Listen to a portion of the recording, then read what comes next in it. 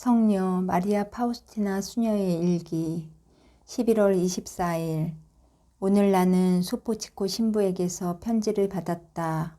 이 편지를 통해서 하느님 친히 이 모든 일을 주관하고 계신다는 것을 알게 되었다.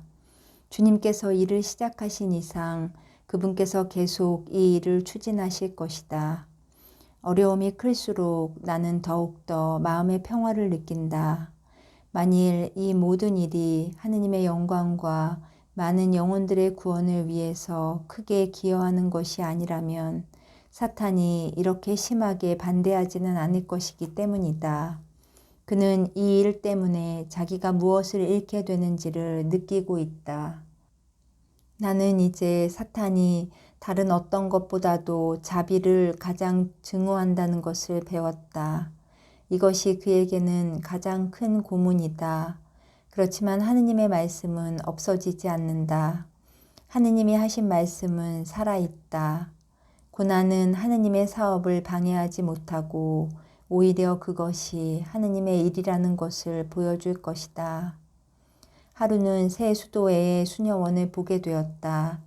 내가 모든 것을 점검하면서 걸어다니고 있을 때에 나는 갑자기 5살에서 11살 정도도 되어 보이는 많은 아이들의 무리를 보았다. 그 아이들은 나를 보자 몰려와서 나를 둘러싸고는 우리를 악으로부터 구해주세요 라고 소리를 지르기 시작했다. 그리고 나를 이 수도원의 경당으로 인도했다. 내가 경당 안으로 들어갔을 때 나는 고통스러워 하시는 주 예수님을 보았다. 예수님은 나를 다정하게 바라보시면서 이 아이들 때문에 당신께서 심히 불편하시다고 나에게 말씀하셨다. 너는 이 아이들을 악에서부터 보호해 주어야 한다. 그 순간부터 나는 아이들을 위해서 기도하고 있다.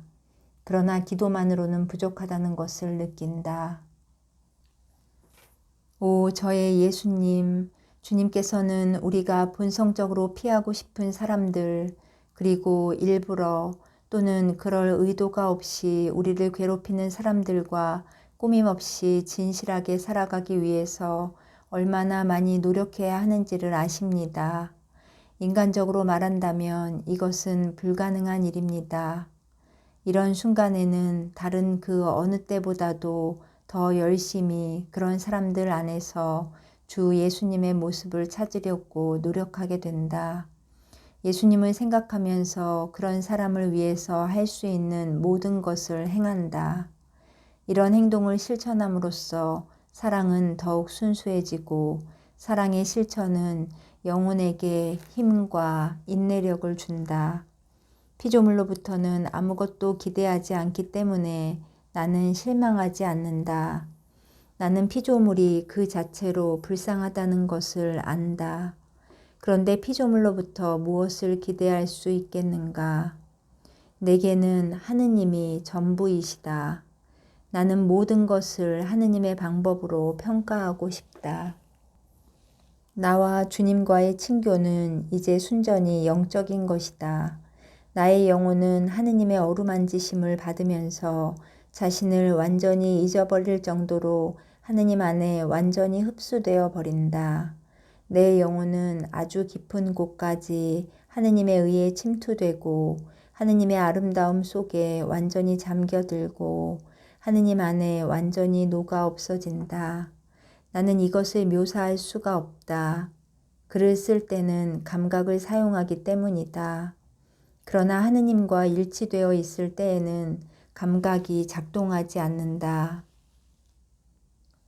그 일치에는 하느님과 영혼의 융합이 있고 영혼이 들어가게 된 하느님의 삶은 너무도 위대한 것이어서 인간의 말로는 그것을 표현할 수 없다. 영혼이 일상생활로 돌아왔을 때에는 이 지상에서의 생활이 모두 어둡고 희미하고 꿈과 같이 혼란스럽고 어린아기의 강보와도 같다는 것을 실감하게 된다. 이런 순간에 영혼은 하느님으로부터 받기만 할 뿐 스스로는 아무것도 할 수가 없다. 영혼은 아주 작은 노력도 하지 못하고 영혼 안에 있는 것은 모두 하느님께서 이루어 놓으신 것들이다. 영혼이 그 일상의 상태로 돌아오면 이런 일치를 계속할 수 있는 능력이 자신에게는 없다는 것을 알게 된다. 이런 순간들은 짧다. 그러나 그 효과는 아주 오래 간다. 영혼은 이런 상태에서 오래 머물지는 못한다. 그렇지 않으면 영혼은 자연스레 육체의 고리를 영원히 벗어나게 될 것이기 때문이다. 영혼이 그대로 있는 것은 하느님의 기적이 지탱해 주기 때문이다. 하느님께서는 마치 영혼이 당신의 유일한 즐거움의 대상인 것처럼 당신이 영혼을 얼마나 사랑하시는지를 영혼이 분명한 방법으로 깨닫도록 해주신다. 말하자면 영혼은 이것을 아무런 가림 없이 분명하게 확인한다. 영혼은 자신의 온 힘을 다해서 하느님께로 다가가지만 마치 자신이 어린아이인 것처럼 느낀다. 영혼은 이것이 자신의 능력에는 넘치는 일이라는 것을 안다. 그러므로 하느님께서 영혼에게로 내려오셔서 영혼을 당신에게 결합시켜 주신다. 이제 나는 침묵을 지켜야 한다. 영혼이 체험하는 것을 내가 감히 글로써 묘사할 수 없기 때문이다. 참으로 이상한 것은 하느님과의 이런 일치를 체험한 영혼이 자신의 그 체험을 표현할 말을 찾지 못함에도 불구하고 자기와 비슷한 체험을 한 영혼을 만나면 그 두 영혼은 별다른 말을 하지 않으면서도 비상한 감각으로 서로를 아주 잘 이해한다는 것이다. 이런 방법으로 하느님과 일치한 영혼은 비슷한 영혼을 쉽게 알아본다. 비록 그 비슷한 영혼이 자신의 내적 생활을 그에게 드러내 보이지 않고 단순히 일상적인 이야기만 해도 금세 알아보는 것이다. 이것은 일종의 영적인 친족 관계이다. 이런 식으로 하느님과 일치한 영혼들은 소수에 불과하다. 우리가 생각한 것보다 훨씬 더 소수다. 하느님께서는 두 가지 목적으로 영혼들에게 이런 은총을 주신다는 것을 나는 알게 되었다.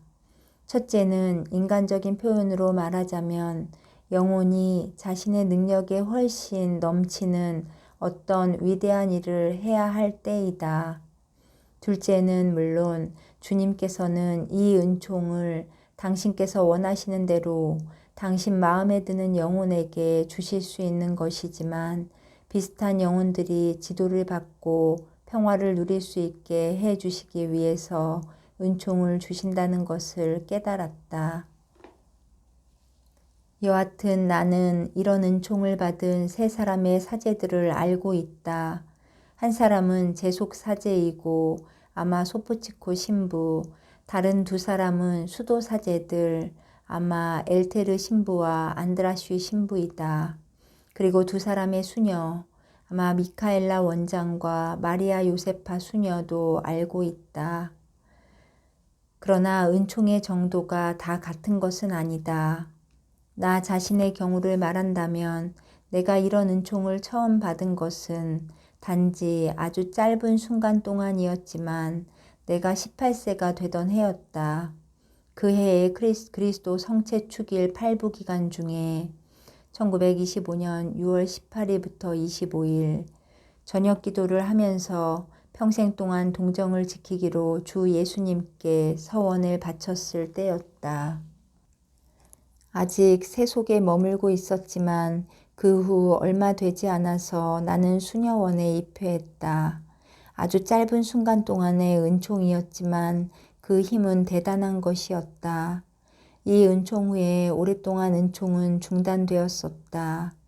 물론 이 기간 동안에도 나는 주님으로부터 많은 은총들을 받았던 것은 사실이지만 그 은총들은 다른 종류의 것이었다. 그 중단된 기간은 시련과 정화의 시간이었다. 그 고난이 너무나 고통스러운 것이어서 내 영혼은 하느님께로부터 완전히 버림받았다고 느꼈고 깊은 어둠 속으로 빠져들어갔었다. 나는 아무도 나를 그런 고문에서 끌어내어 줄 수 없을 것이고 나를 이해해 줄 수도 없다는 것을 의식하고 깨닫게 되었다. 내 영혼이 절망 속으로 깊이 빠져들어갔던 적이 2번 있었다. 한 번은 30분 동안이었고 한 번은 45분 동안이었다. 내가 그 은총의 위대함을 묘사할 수 없었던 것과 마찬가지로 주님께서 보내주신 이 시련도 묘사할 수가 없다. 내가 어떤 말들을 사용한다 해도 그것은 실제 사실의 흐릿한 그림자만을 이야기할 수 있을 뿐이다. 하지만 주님께서는 나를 이런 고문 속에 빠뜨리셨던 것과 마찬가지로 나를 이 고문에서 건져내어 주셨다. 이것은 다만 몇 해 동안 계속되었을 뿐이고 그 후에 나는 이 일치의 비상한 은총을 다시 받게 되었고 이 일치는 오늘까지도 계속되고 있다. 그러나 이 2번째의 일치 기간 동안에도 몇 번의 짧은 중단 기간이 있었다. 그러나 최근 얼마 동안 나는 아무런 중단 기간도 전혀 체험하지 않고 있다. 오히려 그와 반대로 나는 점점 더 깊이 하느님 속으로 빠져들어간다. 정신을 비추어주는 그 위대한 빛이 나에게 하느님의 위대하심을 깨닫게 해준다. 그러나 이것은 그전처럼 개별적인 속성을 알게 되는 것이 아니다. 지금은 전혀 다른데 나는 단 한순간에 하느님의 실체를 송두리째 알게 되는 것이다. 그와 동시에 영혼은 하느님 속으로 완전히 잠겨 들어가고 하늘에 있는 선택된 영혼들의 행복과 같은 위대한 행복을 체험한다. 물론 하늘에 선택된 영혼들은 하느님과 직접 얼굴을 마주 대면하고 완전히 절대적으로 행복하긴 하지만 그래도 하느님을 아는 깊이가 다 같은 것은 아니다. 그러나 하느님께서는 나에게 이것을 이해할 수 있는 은총을 내려주셨다. 하느님께 대한 이 깊은 지식은 우리에게 주어진 은총에 의해서 이 지상에서 시작되는 것이다. 그러나 그 은총에 우리가 얼마나 충실한가도 또한 큰 비중을 차지한다. 그렇지만 하느님과의 일치라는 이 엄청난 은총을 받고 있는 영혼도 하느님의 얼굴을 직접 마주대하고 뵙는다고 말할 수는 없다. 왜냐하면 이 지상에서는 믿음이라는 아주 얇은 베일이 가리고 있기 때문이다. 그러나 이 베일은 너무도 얇아서 영혼이 하느님을 뵙는다고 그리고 하느님과 이야기한다고 말할 수 있다. 그 영혼은 신성화되는 것이다. 하느님께서는 영혼으로 하여금 하느님께서 자신을 얼마나 사랑하시는지를 알게 해주시고 그 영혼은 자신보다 더 착하고 더 거룩한 영혼들이 이 은총을 받지 못했다는 것도 알게 된다. 그러므로 영혼은 거룩한 놀라움으로 가득 찬다. 그리고 이 놀라움은 더욱더 깊은 겸손을 가지도록 영혼을 지켜준다. 그래서 그 영혼은 자신이 아무것도 아니라는 사실에 또한 거룩한 놀라움 속에 깊이 잠겨든다. 영혼이 겸손해질수록 하느님께서는 당신을 더욱 친밀히 그 영혼에 결합해 주시고 그 영혼에게로 가까이 내려오신다. 이 순간에 영혼은 말하자면 숨겨져 있는 것이고 영혼의 감각들은 활동을 하지 않는다. 영혼은 한순간에 하느님을 알게 되고 하느님 안에 잠겨 들어간다. 영혼은 그분의 한량없는 깊이를 전부 알게 된다. 그리고 이 지식이 깊어질수록 영혼은 더욱더 간절히 그분을 열망한다. 하느님과 영혼 사이의 상호성은 위대한 것이다. 영혼이 그 숨어있던 곳을 벗어나면 영혼이 즐기던 것들을 그 감각들이 맛보게 된다. 이것은 하느님께로부터 오는 큰 은총이기는 하지만 순수하게 영적인 것은 아니다. 감각들은 가장 중요한 위치에서 활동하지는 않는다. 모든 은총은 영혼에게 행동하는 능력과 힘을 주고 고통받을 용기를 준다. 영혼은 하느님께서 자신에게 무엇을 요구하시는지를 잘 안다. 그리고 역경에도 불구하고 하느님의 거룩한 뜻을 수행한다. 그렇지만 영혼은 이런 일들에 있어 혼자서 전진할 수는 없다. 영혼은 훌륭한 고해 신부의 충고를 따라야 한다. 그렇지 않으면 영혼은 실수를 하거나 아니면 아무런 유익도 얻지 못한다. 오, 저의 예수님, 온도계로 열을 재어 병이 들었다는 것을 알게 되고 고열이 병이 얼마나 중한지를 알려주는 것과 같이 영적 생활에서는 고통이 영혼 안에 있는 하느님의 사랑을 측정하는 온도계라는 것을 저는 잘 압니다. 나의 목표는 하느님이시다. 그리고 나의 행복은 그분의 뜻을 수행하는 데에 있다. 이 세상에 있는 어떤 것도 나의 이 행복을 방해할 수 없다. 어떤 종류의 권력도 힘도 나의 행복을 방해할 수는 없다. 오늘 주님께서 내 방으로 오셔서 말씀하셨다. 내 딸아, 나는 너를 이 수녀원에 오래 놓아두지 않겠다. 내가 이런 말을 너에게 해주는 것은 너에게 주는 은총들로부터 내가 더욱 부지런히 유익을 얻어낼 수 있게 하려는 것이다.